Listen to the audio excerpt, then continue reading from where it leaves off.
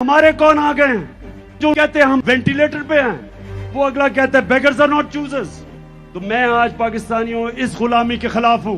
मैं आज वाजे कर दूं कि मैं इस कौम को कभी किसी की गुलामी नहीं करने दूंगा।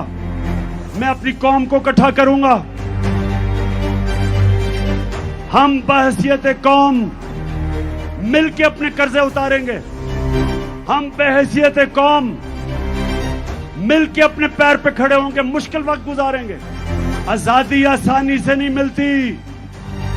आजादी की जद्दोजहद में कुर्बानियां देनी पड़ती हैं। मुझे पता है कि मेरी कौम तैयार है कुर्बानियों के लिए, लेकिन ऊपर वो बैठे हुए हैं जो पैसे के गुलाम हैं। और हकीकी आजादी की जद्दोजहद तब तक जारी रहेगी जब इस इंपोर्टेड हुकूमत को हम फारग नहीं करते और इलेक्शन नहीं करवाते।